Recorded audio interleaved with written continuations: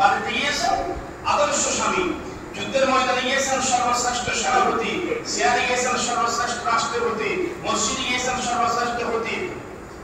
এখন আমি কিনা, এখন আমাকে কি বলে আমি জানি না, আমি যে সর্বশ্রেষ্ঠ আদর্শ স্বামী বললাম, আল্লাহ রাসূল তো আমাকে হয়ে যাব খতিব সরকার আমলে একদম হয় আর কই সমালোচনা করে ওকে সম্মানিত হয়ে দেবে। রাসূল পাক সাল্লাল্লাহু আলাইহি ওয়াসাল্লাম চতুর্দিক থেকে মডেল আদর্শ, সাংবাদিক দিক দিয়ে মডেল আদর্শ আমার বর্ণনা করি না, সাংবাদিক নয়। আমার আল্লাহ যা কিছু বার্তা দিয়েছেন সসম্মানে সুন্দর করে সবকিছু পাঠিয়ে দিয়েছেন, প্রচার করেছেন।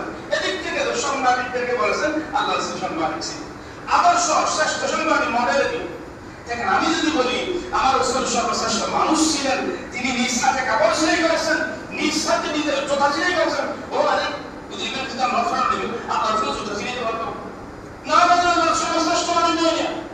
স্ত্রীকে তার গাড়ি কিনে দিয়েছেন, রান্না করে দিয়েছেন, চুলায় রান দিয়েছেন, আমার যদি নজর নেবেন আর বলে কি কাফের নাউজ বিল্লাহি মিন যালিক, নাউজ বিল্লাহি কাফের সাহেব কিছু বলে না।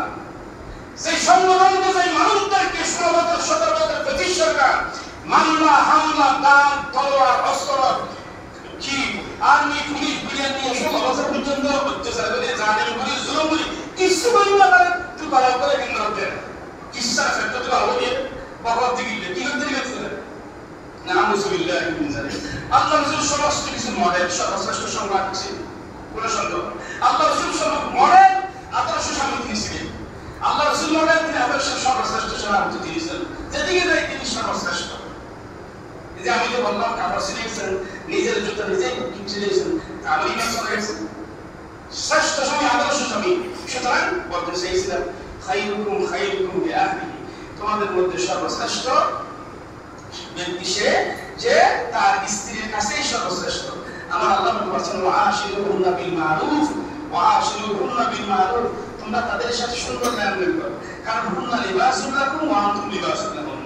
সে তোমার অর্ধাঙ্গিনী, তুমি তার কি অর্ধাঙ্গিনী, তোমরা দুজনে একই শরীরের মতো, পরস্পর পরস্পর যখন মনে হয় কাপড় পাকে না এমন অবস্থায় তোমরাই। সুতরাং তোমাদের স্ত্রীর সাথে ভালো রাখতেই হবে। সুতরাং সম্মানিত মুরব্বিয়ান ইকরাম, মুসল্লিয়ান ইকরাম, সময় শেষ, ফেরত লেগেছিলাম বলছি মাত্র ফার্স্ট। ইনশাআল্লাহ আগামীতে বাকি 6টা বাদ যা আছে বাকিগুলো আলোচনা হবে ইনশাআল্লাহ।